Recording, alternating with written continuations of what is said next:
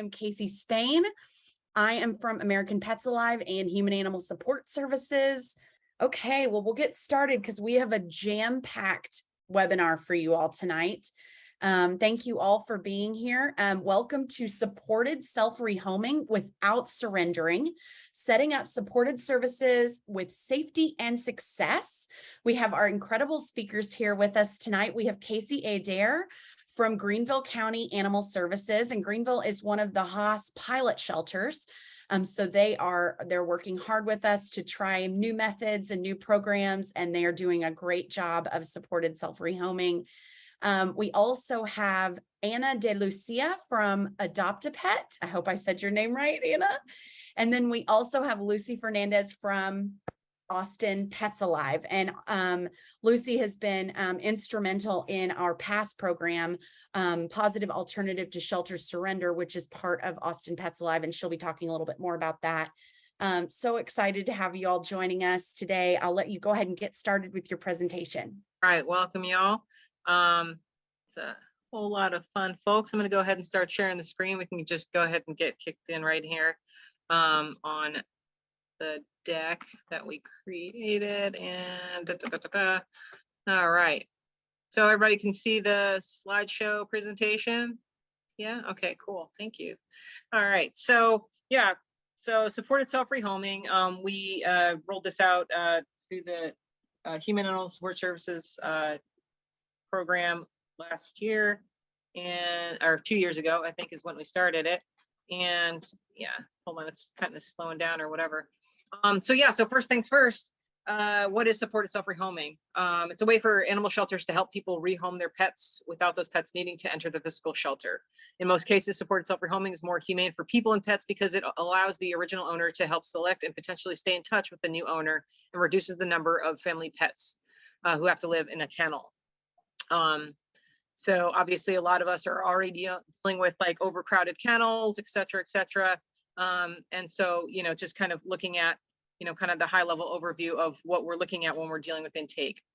So what is the problem that supported self-rehoming is trying to solve?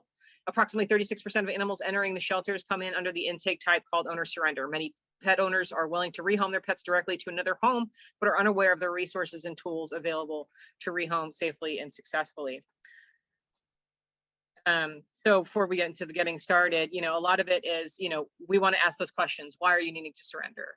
And so if we're not asking those questions, it's just, you know, we're just flooding in these animals. Well, stop and ask the questions, because those things are going to be really intricate and really important to what the next steps are for that animal. So evaluate your career operations. When a person comes to surrender a pet, do you ask that question? Ask if they're wanting to keep their pet but face barriers to doing so. We're seeing a lot of folks that, you know, pet deposits or, you know, allergies, or, you know, or they can't afford food, they can't afford medical treatment, things like that. Economic hardship is huge for a lot of people. Obviously, this whole post-pandemic nightmare and stuff, it's like, okay, well, let's ask those questions. Let's see how we can help those people. Ask if they're willing to rehome themselves with the support from the shelter. A lot of us already use Adopt a Pet, Rehome, Facebook, social media, Nextdoor, you know, all these other things. And if we're not, we should be. And we'll go into what those tools look like. So, and a lot of places have no idea, oh, what's the shelter in my area, or the pound, and that verbiage obviously is outdated. But, you know, what are those other tools that we can use to help safely market and rehome the animals? Talk about rehoming tools. We'll get into that in the next slide. Offering the option to foster their pet until it's rehomed. You know, sometimes people have, you know, a few months. Okay, well, cool. In a few months, you can go ahead and market, you know, and go ahead and help. The shelter can help rehome those animals for you. A lot of times there's also a voucher program, spay and neuter, you know, that kind of stuff, so that, you know, okay, well, they can go into their new home. You can help with, you know, asking questions of the new home and the new owner on where your animal is going to go, and then sometimes building relationships so that, you know, you kind of keep in touch with your with that animal. Exploring your technology options and select which plan to use. Those are all clickable links in this deck, so you will get this after the recording. Review the rehoming technology at a glance tool for a full comparison of tools. Determine which social media platforms you'll encourage people to utilize for self-rehoming. These may include Facebook, Nextdoor, Craigslist, Instagram, and others. Decide if you'll have a self-rehoming page managed by staff and volunteers. And we said the Austin Pets Alive Pass page, Positive Alternatives to Shelter Surrender is the program that I help run over at Austin Pets Alive, and the Pass Facebook page, which I'll go ahead and click open here. It has over almost 34,000 people in there now. It's up from 11,000 from last year. And we go ahead and we help moderate, and it helps support self-rehoming for members of Texas communities from all over the state of Texas, rehome their animals. So our moderators go in there, make sure that there's a judgment free. People, we have questionnaires in there, how to transfer over microchip, the checklist, those types of things. What are those questions that we ask as shelter staff when we adopt out animals, or when we screen adopters, or we have applications? What do those things look like? And we can go ahead and give those to members of the community so that they can do it on their own, because they know their animals better than we ever will, right? So that's super helpful for them. So, but I'll get into that a little bit more later. So here's the rehoming tools at a glance. We, in our supported self-rehoming working group, we had gotten a representative from Get Your Pet, a representative from Home to Home, and representative from Rehome.adopt-a-pet to all come in. We kind of learned a lot from each other on like what they offer, and then what are some of like sort of the wish list items. So in the last 2 years that we've been working together, it's been kind of cool to see, different updates and upgrades and that kind of collaboration. And since it's not a one size fits all, a lot of people are super understaffed. They don't have the volunteers or the staffing to, help with some of these things. And some places do have better funding than others to be a bit more proactive. There's all these different options, and we'll kind of break into each one of those. But yeah, Get Your Pet, they offer, it's sort of like a community forum, so people can just go ahead and create a profile for themselves, a profile for their animals, and then they have conversations with people that are interested in their pug or whatever. Home to Home, that's controlled by shelter staff or volunteers, and there's no rehoming fee, but they help moderate and build the profiles out. Casey does that at her shelter. And then Rehome.adopt-a-pet, which is the one we use at APA. They give you a 5-digit code, and the 5-digit code, when you put into your hyperlink, the adoption fees go back to your organization. So people that are having a hard time with funding situations, which I think is probably everybody here, I'm gonna guess, that's kind of like a way to kind of help build a little bit of funding so that you can get people that are more dedicated paid staff for this sort of approach. And I'll let Casey and Anna kind of get into their specific things. Casey, go ahead. You can talk about Home to Home. I can unmute. So here at Greenville County Animal Care, we use both Home to Home and Rehome by Adopt-a-Pet, but we really use Home to Home on a lot of things because it is shelter staff run. So it helps us kind of feel like we have a better, relationship with the pet owners and helping them. Also, we can approve anything on there, chickens, dogs, frogs, snakes, guinea pigs, rabbits, axolotls, you name it, it can be posted on there. Doesn't cost the person anything, like Lucy said. It doesn't cost the adopter anything. Shelters do pay a small annual fee. Home to Home also has a option for like peer-to-peer fostering outside of the shelter environment that is community based. And that's about it. Sure, I'll hop in at this point and talk a little bit about Rehome. So Rehome by Adopt-a-Pet.com is totally free for pet owners to sign up and use our service. We do charge an adoption fee to the adopter of the pet. And as Lucy was pointing out, for shelters and rescues who have referred pet owners to our service, we give you a fancy little code, and anyone who signs up to adopt a pet through that link that you provide, 100% of that adoption fee goes back to you. So we really want to support our shelter and rescue partners and help give you guys, get a little extra free money to run your operations. The Adopt-a-Pet staff primarily handle any issues with, profiles. We do a lot of manual review, and we reach out to pet owners to give them personalized support. So we really want to make sure that, we're helping our pet owners and adopters get through the process smoothly.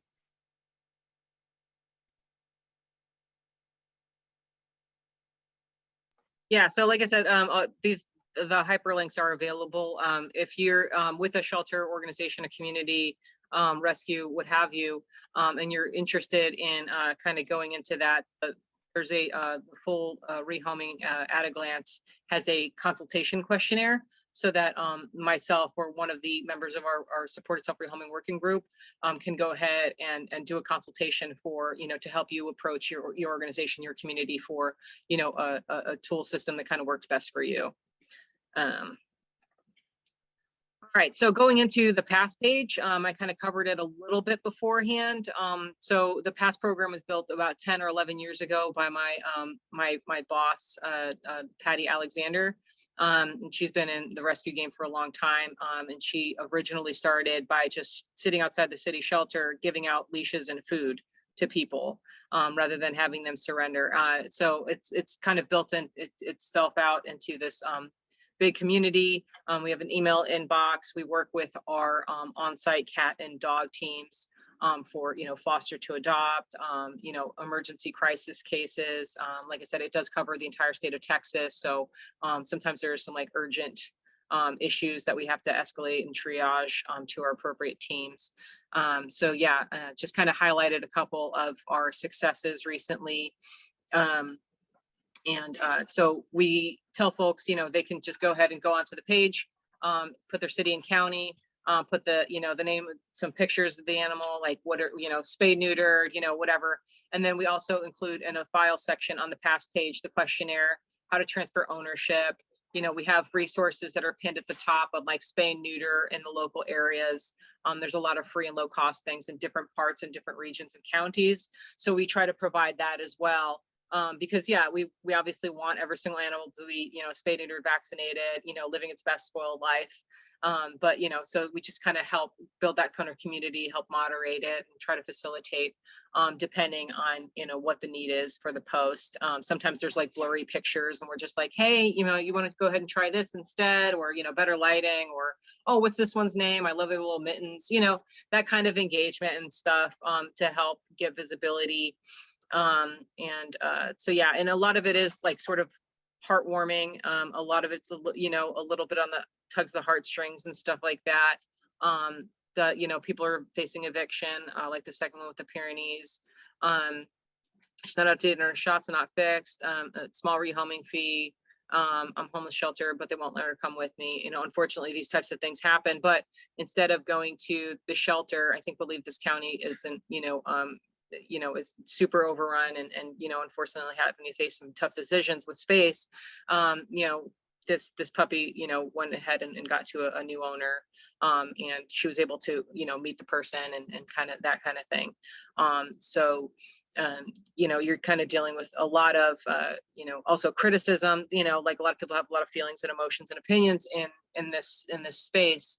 But we try to understand, okay, this person is reaching out for help rather than dumping the animal, rather than putting it in harm's way, rather than surrendering. They're reaching out for help, so let's help the animal. And that kind of goes into the non-judgmental and stuff. People asking questions, we kind of keep that conversation going and assisting folks with that. All right. So with the getting started, explaining the sport self-rehoming to the public, language matters. Language absolutely matters. The verbiage of surrender your pet to rehome your pet, empower the community, educate and empower the community. Most people love animals. Most people care about their animals. Most people will care about a stray animal. Most people, like people love animals. And don't get me wrong, like I understand, like we all work in this and we're not naive to it, that there are some awful people, but the vast majority care about animals. So let's educate them, let's empower them. So, getting them to rehome your pet rather than surrender your pet, like shelter or animal services rather than pound, that sort of pound model, like, and that happens, there's a lot of different places and different, levels of familiarity with what the animal system looks like. And so that language definitely matters. On your rehoming your pet page, provide detailed step-by-step info. Get stuff with little paw prints. Obviously bullet points can kind of be a little bit, Obviously we're using bullet points here, so I'm not using that as an example, but when you're talking to the public, you know, like kind of engage them, give them a little slideshow, give them a little something so that they can see, okay, this is the next step. Include resources that can help them keep their pet. A lot of the times it's like there's food banks in the area. There are, you know, places that have leashes and stuff like that. Through the PASS program, we have food that comes in and gets donated, leashes that get donated and stuff like that. People come to us all the time asking for food, leashes, sometimes flea meds, sometimes, you know, like we're, you know, okay, great. If that's what keeps this animal out of the shelter and in your home, perfect. And we partner with human food service pantries as well, those types of things. Highlight resources that can be used to rehome, include pet finders, searchable database of rescues and shelters. A lot of things that are common sense to us in the shelter industry is not common sense to the public.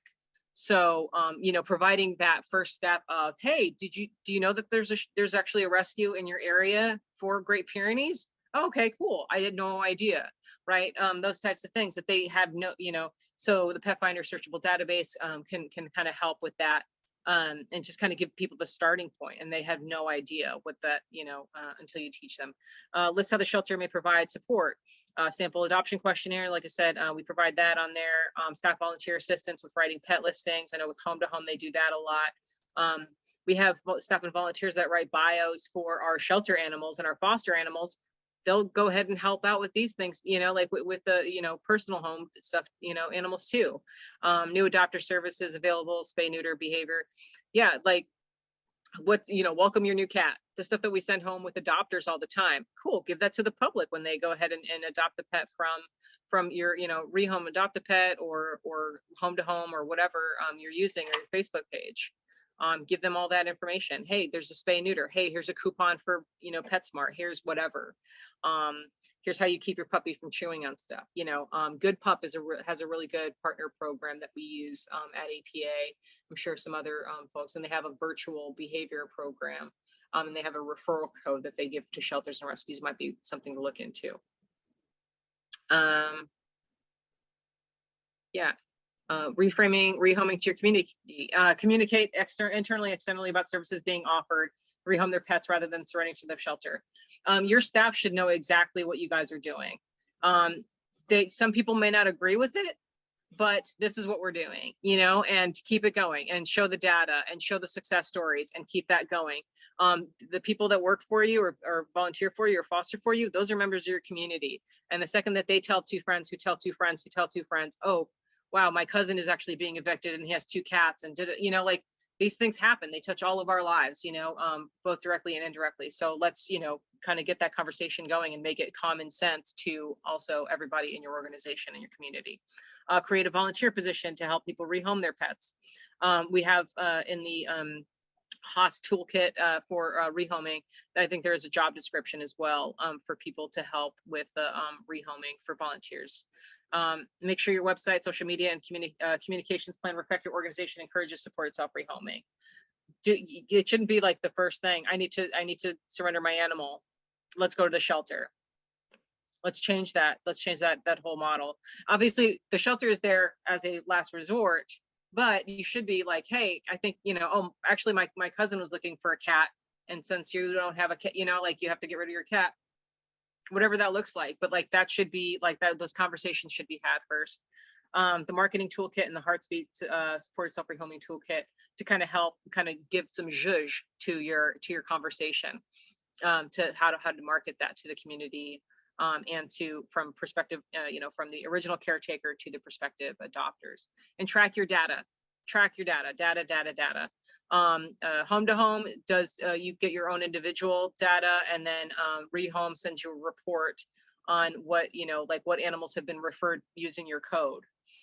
So that's really, really important for you to show your leadership or your organization or your partners to say, oh, this is actually, you know, even if it's like 5 animals this month, that's 5 animals that we didn't have to take in, that we didn't have to feed, that we didn't have to get behavior notes on, that we didn't have to, you know, like that's now living its spoiled life somewhere. So that can kind of help build up that discussion. And now to Casey Spain to go over all of the fun Heartspeak stuff in the marketing. Hi, everybody. Okay, so this is, we have worked really hard on several toolkits with HeartSpeak, and we've been working on how to communicate a lot of these new changes with Haas and the new model of with Haas to the public. And we wanted to put those things together in a really easy way. We know a lot of your organizations don't have a ton of staff. Some of you may not have marketing staff. Some of you may have very limited marketing staff. And some of you might have your social media being run by volunteers or customer service, and you shouldn't have to reinvent the wheel and figure out how to have all these conversations, how to talk to the public. And that's why we put all of this together for you. These things have all been vetted. They've all been worked on in collaboration with a lot of our groups that have been working to put these things together. We have a lot of folks who have given us a ton of information about their organizations, various marketing folks working on this. So it is not just coming out of me. This is definitely a collaborative effort. And so all of these things are really easy for you to use. They're literally plug and play. We have Canva templates for you to grab, put your own logo on them, pretend like they are yours. All the languages there. These toolkits are set up, all of them are set up in the same way. There's a learn about it section where you can very easily and quickly learn about that topic. And this one is for self-rehoming. You can learn how to talk about that topic. So that's everything from talking points, media pitch templates already written for you for your local press, whereas you just plug in your own links, your own organization name, and you can send that out to media. There's customizable graphics. So that's what you're seeing on the right here. There's a lot of cute infographics and things for people to get involved in your community to understand how to rehome pets. A lot of people don't call it rehoming. They don't call it surrendering. The most frequent word on Google that's searched for this topic is give up. So most people use the wording, I want to give up my pet, which wouldn't be language that we would use in the shelter, but that is language that is highly searchable for your SEO, for your search engines. So if you are putting words into your website, that's just a little anecdote that if you're putting words into your website and you want your website to give people this information, you might want to include some of that language that makes it more searchable for Google. And then the dive deeper section is where we have gone through hours and hours of time looking at shelters that are doing this well and putting examples from them of how they're talking about rehoming. Of the frequently asked questions, those are things that the community is going to ask you about rehoming that you may not know how to word. We've worded them for you. And then there's some additional information, links, reading that you can share with customer service, that sort of thing. All really important stuff. So I hope you all will take the time. Another thing, several people have asked in the chat, and I know that Eliza has put this in the chat as well, but all of the links, this entire presentation with all the hyperlinks and the recording of this will be sent to you within 2 days.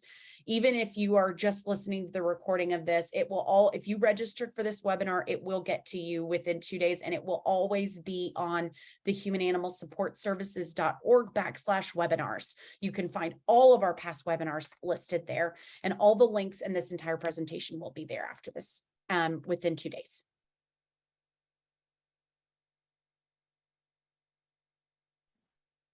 All right, thank you so much, Casey. Yeah, the language, all the, the copy and paste, do not reinvent the wheel, work smarter, not harder. We're already working too hard. So yeah, they've already judged everything up and done all the fancy art things. And so to share that stuff. So getting started, again, managing your program effectively and not, just running yourself ragged about it. Communicate with the owners before they enter the shelter. Gives you a proactive approach. Being, we're super reactive in the shelter industry. It's like, okay, we got all these puppies. Okay, we got all these kittens. What do we do? Okay, somebody needs to surrender this animal, whatever. Get some proactive approach. A phone number, an email address where people can call or text or that kind of thing, that they can email you and say, hey, this is happening. Whatever. Okay, cool. Let's try to figure something out. get out flyers and stuff, post on Nextdoor, hey, this, you don't have to wait till the last minute to like give up your animal, as the verbiage is, you can reach out to us and that kind of thing. So being a little bit more proactive. The pet support services, that's another working group in human animal support services. And so what, the pet support services is like the leashes, the flea meds, vouchers for spay and neuter, that kind of stuff. What is keeping that person from keeping their animals? The past program, we raise funds for pet deposits. We do chip-ins for medical costs. We have a partnership with the Thrive chain of vet, for like emergency services, all these types of things. You get all these, these people are donating, or you can have your wish list and stuff. It's not just for your shelter animals, but the excess stuff, if you have any, like you can go ahead and give out vouchers. You can work with partners at other vet clinics, or, your local pet store, that kind of thing, and getting donations and things. Behavior management, all the stuff that you have as like internal like expertise, like bring that out into the community, so that folks don't have to surrender their animals. So that's one of the other supports, and that's at the end of this deck as well. Use case management approach. Tracking those people and like, okay, what's the concern? Okay, well, they need a bag of food. Well, why? Oh, they lost their job. Oh, okay, well, then that's a bigger conversation. Okay, they're facing eviction. Are there housing, programs? Are there other organizations within, your community that can help with those types of things? Is there a human food bank? That kind of thing. So, just trying to figure out, okay, then the next month they reach out to you. Okay, there's other issues that are, so like, but it's not like one size fits all. Okay, it's just a dog and somebody needs help with it. It's a dog and somebody needs help with it. No, there's so many other elements to it, and being proactive and having those conversations is so critical. And it has to be judgment free, which I know this is sort of like the hard part, but we'll get into that as well. Is that, you have to be empathetic and try to help the animal and and try to assist the humans as much as possible. And then intake to placement. That's another case management and intake to placement are also other HOS elements, and those are also available in those links as well on the humananimalsupportservices.org website. But yeah, intake to placement. Okay, intake, go ahead and check the animal out, get the medical records, get the notes or whatever, and then place, whether it's in foster, whether it's surrender from the human into them making them a foster until they're adopted out. The animal never has to enter your shelter except to get its vaccines, to get spayed and neutered and that kind of thing. Intake to placement. So looking at those options are you evaluate through a case management model and program. And so that you don't have to take that animal in, you don't have to do the behavior assessments, you don't have to, the human already does it, and they know that animal better than you ever will. Casey, you've worked with this quite a bit. I think you were going to talk a little bit about this too. Yes. So that's basically what I do here. So I run our pet support center. I am the case manager for pet support. What we kind of did was turned our whole intake department into our pet support center, so that all of the people that were contacting us were still contacting the same department that they would if they would just, give up their pet or call us to surrender. So instead, they're met with someone that knows everything about the program and talks to them about the benefits of rehoming, talks to them about if we can help them keep their pet. And then, we actually make everyone post their pet to our home-to-home page, depending on their crisis. So if they've got 2 weeks that they can give me, that's 2 weeks that animal can be on there until their appointment. Obviously, we have appointments set aside for emergency situations.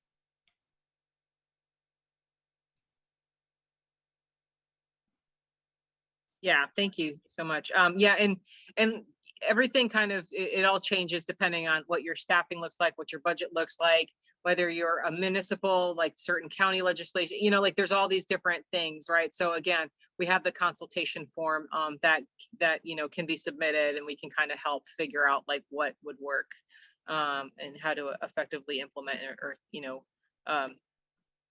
make it better. And help keep animals with their owners or out of the shelter. Sorry, it's not coming into clicking. Oh, there you are. Where do you want to? Okay. So benefits of supported self-rehoming. Who had this one? Is that Casey? Go for it. That's me. So benefits, obviously the number one benefit is that no one knows a person's pet like the person that owns the pet.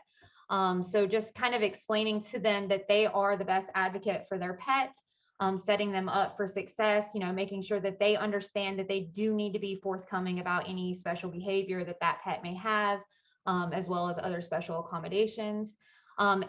It also means that less shelter intakes. And I know for even some of the other people that are still doing this in their own ways, they're probably still taking in a ton of animals, much like us. I feel like our surrenders have gone up, even though we're using this. But just a little bit of like relief would be last year, we kept just over 700 animals out of our shelter using supported self-rehoming. So that was just over 700 animals that would have also came in. So if you can keep them out, obviously you can use those assets and money for other things that you need in your shelter. It also lets other animals that actually need to be in the shelter have a little bit more time so that they can find their homes, and it's less stressful for the pet. I explain to people, when an animal comes into the shelter, they're no longer laying on a couch. They're no longer cuddling in the bed with their pet owner. They're in a strange place with a bunch of strange people that they don't know, with a ton of other animals and lots of noise, with strange people looking at them all day long, trying to pet them and touch them.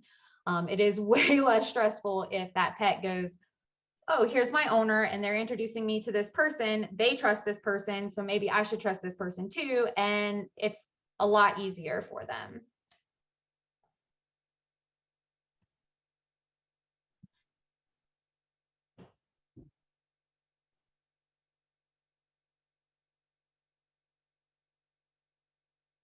Sorry, it's wanting to take its time. Thanks so much for your patience. Technical difficulties, always fun.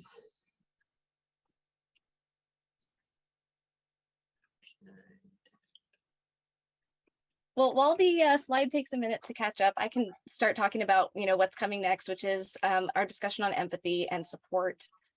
Really what we want to drive home here is that, all people and animals need to be treated as individuals. And the big key to remember here is that judgment destroys trust. I know Lucy kind of touched on that really briefly previously. I come from, over a decade in the animal welfare world, doing, work with shelters and rescues before coming to adopt a pet.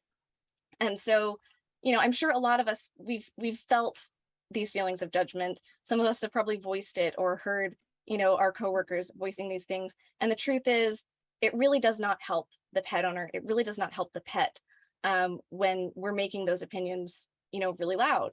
Pets are often surrendered by people who are experiencing crises and don't have anywhere else to turn.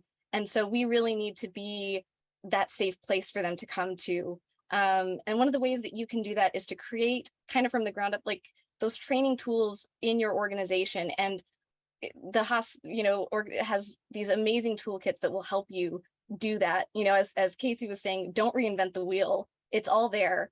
But to kind of gather those tools and help your volunteers and staff provide proper counseling to those pet owners, see if there's a way for them to keep their pets, see if, is rehoming really the right thing, and what tools are available to help them do that with support and not feel judged, and really find what's the best solution for that pet. Lucy, if you want to move on.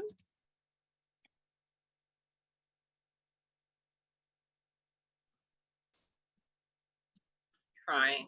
That's okay. Promise. While the computer thinks about it, we have, a lot of common misconceptions that we see in this, industry, and a lot of biases. The idea that owners are not going to do their due diligence when rehoming their pets, and that we can do it better. That people are going to adopt dogs for bait or guard dogs. That there's going to be unsterilized animals getting adopted and bred, or that owners are not always truthful about their pet situation when they're rehoming.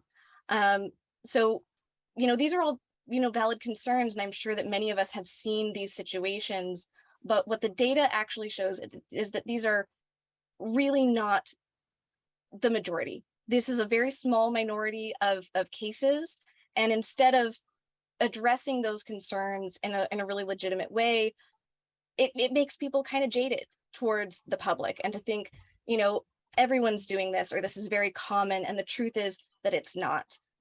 Most owners do care about their pets. They wouldn't be reaching out to a shelter or a rescue or to adopt a pet or these other services if they didn't have an investment. They would just go dump it. So these are people who, they want to do the right thing. They just need the tools and the empowerment to do that. And so that's kind of our role, is to provide them that information, let them do it themselves. And then if they can't, the shelters and rescues can be there as like a fallback for support. And just to go a little bit deeper into some of these misconceptions, Lucy, if you can advance the next slide. It's the one of the biggest myths that we hear in the rescue world is the bait dog myth.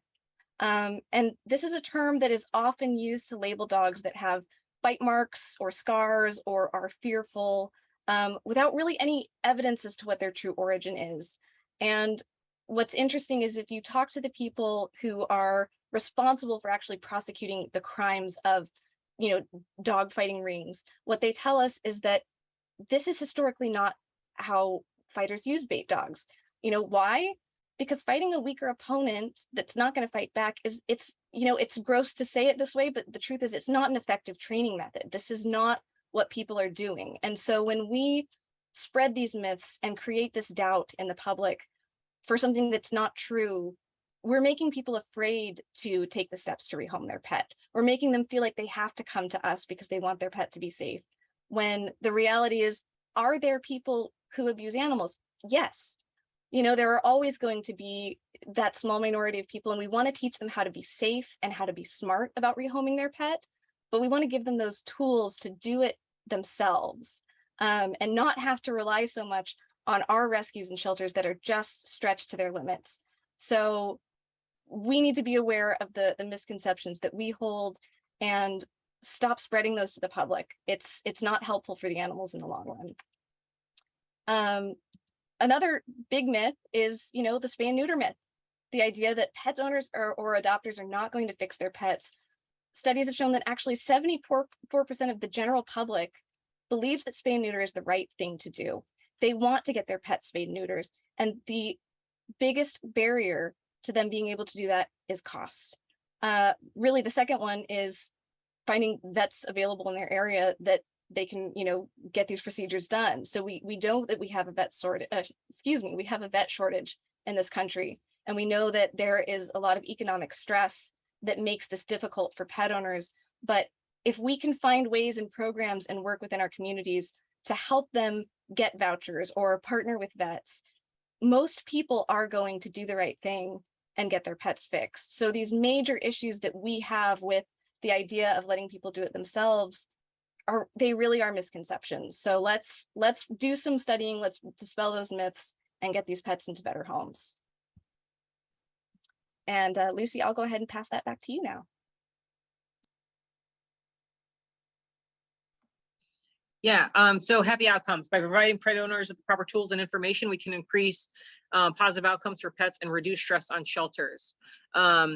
I think it was Monica Friend and I watched an AMPA thing, I think 2 years ago, when she was the, you know, professional cat lady, and still doing all the feline care stuff. And one of the things she said that stuck with me is, like, there's a difference between not knowing and not caring. And I wholeheartedly believe that. There are people, like, most people care, you know, like the majority of people care, but sometimes they don't know. And so, you know, as us, as the, you know, the experts, whether, you know, you're just, you know, cleaning kennels or you're running your own rescue or whatever, you are the expert. So it's up to us to kind of, you know, give that knowledge, the people, you know, it's kind of getting that common sense together and sharing it with our community, giving them the tools of, like, oh, okay, why is declawing bad? What is an FVRCP? What is a DAP? You know, why aren't retractable leashes right? These are all things that we all know that we're like, oh, that's, yeah, these are duh. But like the average Joe doesn't. So it's up to us to kind of give those, you know, those tools and educate people what a microchip is, what a scanner does, you know, that kind of stuff. So, you know, and the more we know, the more we can share, and the better and happier outcomes there are for pets and, you know, keeping us working, smarter, not harder. See, and of course you're gonna freeze on me again. There we are. Yeah, so again, with the Austin Pets Alive Pass page, well, like I said, we also do have we have a Pass resource page on the Austin Pets Alive website. Our rehome.adoptapet.com referrals are sourced on our APA website page so that people can see community pets on there as well, without the animal, the animals having to be intaked through us. It's basically that they're fostering their own animal. So we just kind of have these different tools and different features. And so, a few success stories here of people that I've had, January this year, I saw this sweet girl on here and decided she was the perfect match for, for our home. Thank you for bringing us our Luna girl. Being spoiled rotten. Someone posted about adopting off this page, but it looks like the comments were turned off. Maybe you wanted to give a glimpse of our success story. Please consider adopting from this page. So as you build this reputation, as you share stuff, the community just all of a sudden sort of organically keeps going.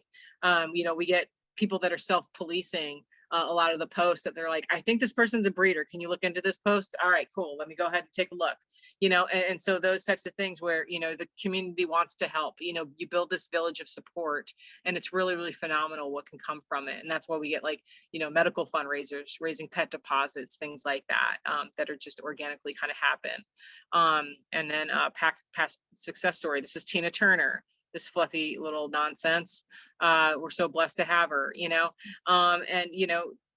yeah, that little dog could have went into the shelter, maybe get an upper respiratory infection and diarrhea from the diet change and being stressed out and not showing well and being feisty. Instead, she just went from one place that's going to go ahead and spend money on grooming her to another place that's going to spend a lot of money grooming her.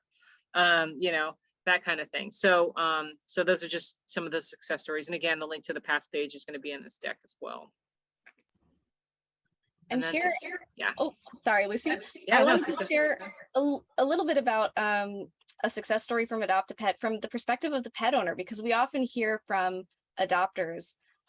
This first one up here is Honey. She was a really kind of stressed out puppy who was nipping at people in the home that she was in. They didn't have the time. And I think it's really easy to say well, you need to make the time, you need to do this and that and the other, but really it wasn't the right home for Honey to be in. So the pet owner has reached out to us to let us know that they had this amazing adoption experience. The new owners actually stay in touch with them and give them photos and updates. So they've created this relationship, and they say, Honey does not feel the need to jump up or nip at people. The most important thing is that Honey is now home, in a happy home that's able to give her the structure and attention that she needs and deserves. So we have this concept of the forever home.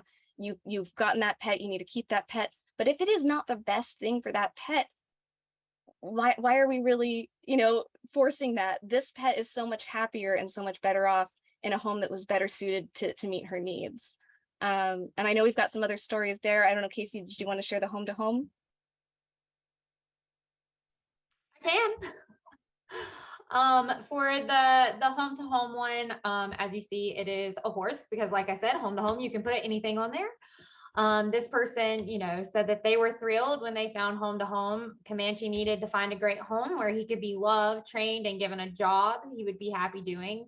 The process is really simple for them. And then they were, able to find a good home for him in just a week. And that's actually pretty common, a couple of weeks on the page, and they normally do find a good home for him.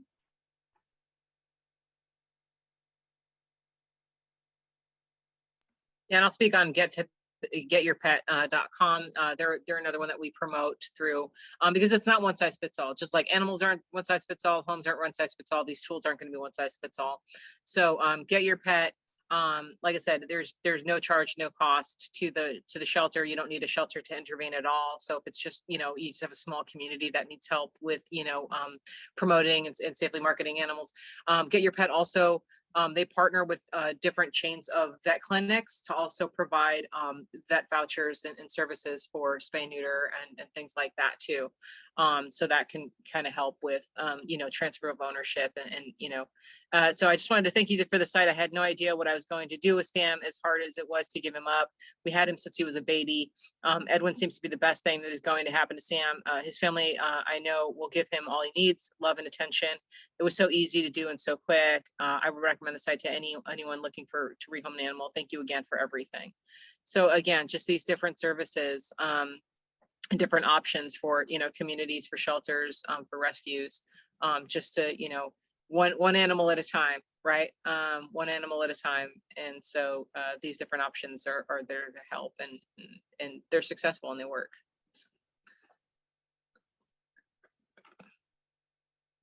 And then, yeah, supporting links.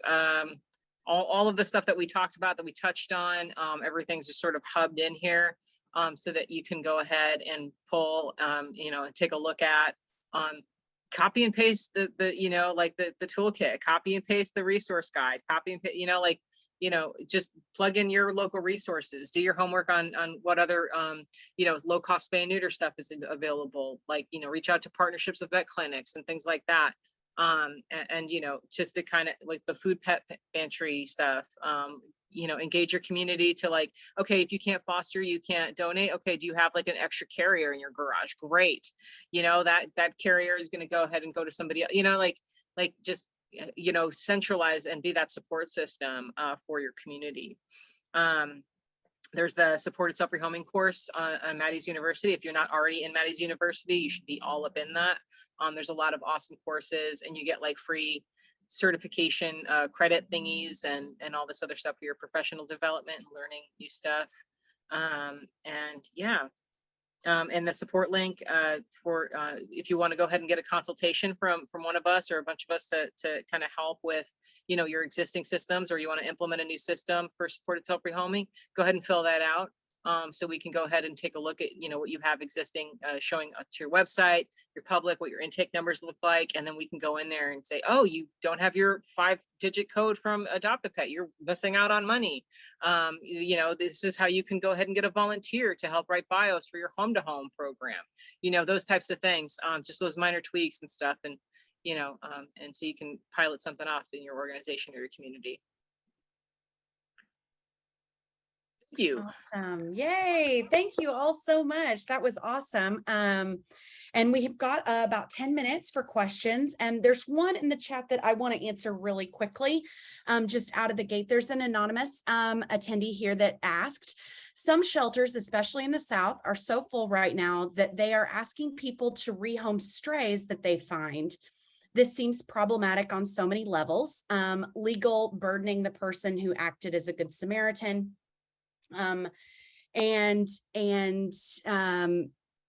to a rescue, usually a dog from a busy street. And I have to say, I have not heard of that happening, particularly directly. I work with tons of animal shelters here in the South. I haven't heard of people saying that they need to a shelter recommending that they rehome a found animal. I want to just clear this up if there's any confusion on that. And it does look like there's some things in the chat, some people saying that happens a lot here. That is definitely not what we recommend. That is not anything that American Pets Alive or Haas would recommend. A stray animal or a lost pet, we always assume that that belongs to someone, that is someone's owned animal, and that would never be what we recommend. I also want to say that this presentation, what we're talking about with rehoming, these are owned animals that we're recommending go from one owned home to another. These would not be found animals. And I also would like to say too, that I think it's really important. There's been confusion out there and lots of confusing things that people thinking that Human Animal Support Services as a project is recommending that shelters tell the community to get lost pets, to hold lost pets and to not take them to the shelter. That is not what we're recommending. And I think it's really important to say that We do recommend that you as shelters, you as rescues, support your local shelters by teaching and educating your community on the steps that they can do to help get a lost pet back to their owner faster. Those are recommendations. The shelter is always there and should always be there to help people. If they cannot hold a Good Samaritan, they cannot hold that pet. The Good Samaritan is doing a good thing by getting that animal off the street. We all want that. We all agree with that. But I think it is important to say that our recommendation is that would be the last resort. If a person, though, is on their way to work, they're doing something, they cannot hold that animal. We never want an organization to say, we're not taking that in. That is not a recommendation. And so I think that that's a little important piece to say in this. And then we can get to some of the other questions here. So I'll ask all of you, you tell me which one of you wants to answer this. So Richard asks, with regard to case management, do any of the shelter management software systems such as Chameleon or Shelter Love support that? Similar question with regard to maintaining statistics and people seeking help and the various outcomes. Anybody want to answer that one? Shelter Love, it kind of has a way to track some stuff. I haven't dived completely into it yet, but I am starting to use the field services and community portion to kind of track when I'm referring people to do different things. We use it for food pantry. We're going to be using it with referring behavior consultations to outside trainers and stuff like that. As far as rehoming goes, I haven't found a way to use it yet. I don't know about Chameleon. Okay, great. And then here's another one. Our rehoming program with 100% volunteer run rescue group wants to begin providing financial support, i.e. spay, neuter, heartworm treatments, trainers. How do we determine how to help if we can't financially support every person that reaches out to us? Has anyone put a fair system or metrics into place? We have the money, we just don't know how to dole it out in a fair and productive way. I do want to throw in a little thing. I'm not going to answer this whole question, but pets.findhelp.com. If you don't know about it, or .org, you can put either one, pets.findhelp.org. You can list your organizations and then claim your programs. Those are all free and low cost. If you are an organization, you know that there are community partners out there that offer free and low cost services and they're not listed on there, you can recommend those programs. You can tell them to claim those programs. And that is a great way for people to see and access free and low cost services by zip code across the country. It's fairly new. It is pets.findhelp.org. You can also reach out to me. I'll put my email in the chat if you are interested in joining that and need some guidance. If anybody else wants to answer some of this, how you dole out. I don't really dole out. We do have a spay neuter voucher that we give to all of our home-to-home participants that do find a home. So I don't really know how to pick and choose, maybe ones from your most needed communities. I would start there, your low cost, your government assistance people, because they are going to need it the most. Awesome. And here's another one. So do you have resources for funding surrender prevention? Most grantors focus on animals in shelter and it's very difficult to find funding for pets who are in homes, but at risk for surrender. I know that we have some grants. I do not know which ones of our grants actually help us with that, but we have grant funding here that we use for surrender prevention. So we have surrender prevention for medical, behavior, and whatnot, but that would be a Shelley Simmons question. Check your wording on it, because it's also called shelter intake diversion. Depending on your grant. I know Red Rover does it for domestic violence people, folks that are experiencing domestic violence. There are ones that are, so it definitely depends on what the case is or what the need is from the human, because there are ones that are specific to people experiencing homelessness, folks that are going through addiction and recovery. Mental health services have ones for the human animal element, like the sort of companion support. So there, check for grants not only for surrender prevention, but also intake diversion. and then what the human need is, because those grants do exist as well. So I've seen a lot of organizations as well. A lot of organizations will they'll put a cap on the amount that they can give each person. I am sure that behind the scenes, if there's a certain situation, they're navigating that individually, but on their websites, it will list like 2,500 as the cap that they'll give to any person. And so that kind of helps with guidance there. I would also recommend that you look into Indie Cares. They have a great program called the Frankie Fund. It's a good example of a program that a for-profit organization has done. No, I'm sorry, that a government animal shelter has done using their Friends of group or their nonprofit group. So that's a neat way that they've done to be able to collect funds from the public and dole those out to community members that need them. Okay. We've just got 2 more minutes here. Might be a silly question or a question with no end, but our #1 surrender request reason is a lack of animal-friendly housing in our area. Oh man, this topic, Greater Cincinnati. Is there any advice on how to tackle this issue? We already direct people to ESA support for medical professionals, but what else can we do?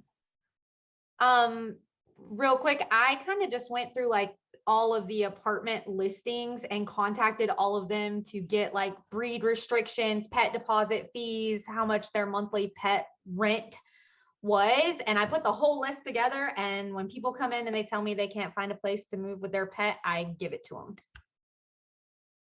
Yeah, chances are, especially for larger cities and stuff, there is another organization that probably looks at that already. So when we were looking at like a pet friendly housing and stuff, I was just like, oh, that's Austin's expanding. There's a new apartment complex opening up every 15 seconds here. So how are we gonna like? There's an organization called Lovable. They're a pit bull focused rescue here. And they actually have all that. They have a volunteer that goes ahead and that's all that. So don't reinvent the wheel. Definitely ask around to other animal rescue organizations in your area, because there's a good chance that there's somebody that's already like, these places require 35 pounds or less. These guys require these guys have restrictions on whatever weight limit. This is the pet deposit amount, that kind of thing. So definitely take a look around. Yeah, my pit bull's family is fantastic. So there's organizations already doing the work. So if somebody else is doing it, copy and paste it. Don't go too crazy with having to look around yourself. And helping with those pet deposits is always really important and easy to do as well. I was totally about to give a shout out to mypitbullisfamily.org. Just to expand on that, they have a fantastic map with the entire US that you can search and find pet friendly housing. So for those of you who don't know about that resource, it's really, really great. It's a link that we refer out to people at Adopt a Pet. So yeah, My Pit Bullis Family is great. Awesome. Okay, we're not going to be able to answer any more questions because we're already at 6 o'clock. Man, we could keep going. We could do a whole nother webinar about the very limited resources there are about pet-friendly housing, breed restrictions. That would be a whole nother webinar.